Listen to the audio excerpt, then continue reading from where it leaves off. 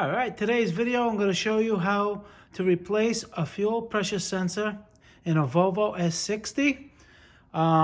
The model years, it's in different areas. This is a 2004 S60, and what it looks like is you follow the fuel rail.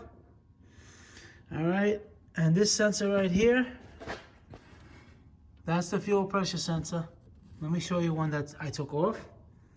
You see, it has 125 T-Torx, and that's basically it. And that can give you a lot of problems. These are known to go on these particular models and engines. Give you hesitation, stalling, running rough.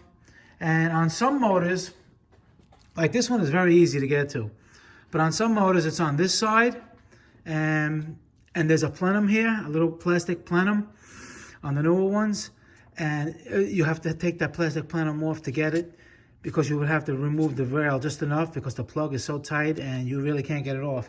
But on this one it's easier. So all you do is you just take off this wire connector,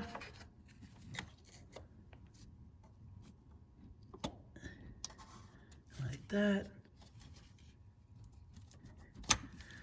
Okay, and I'm going to unscrew it and show you. It's just a T, it's this type, see, 25, and it goes right here, and it just pulls off. There's an O-ring, and it just pulls right off. Now, before, a note of caution before you even start this, all right, this is gas, it's fuel. You want to make sure the engine's ice cold, okay? If you want to disconnect the battery, you can, but it's not really necessary.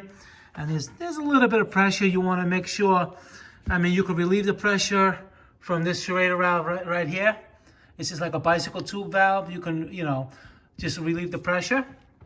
I didn't do that because it ain't that bad. And see how she's pouring out? So let me put that back in.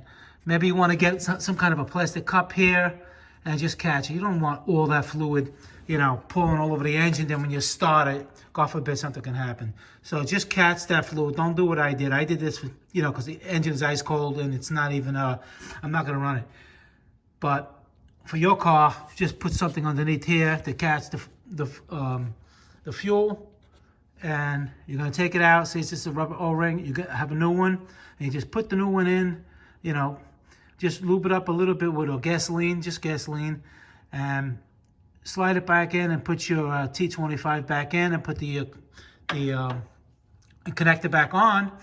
And if you have any codes, you can disconnect the battery unless you have a scan tool to clear the codes. And that's basically it. All right? And that can solve a lot of problems. Like I said, on this car, it's very easy to get to. All right.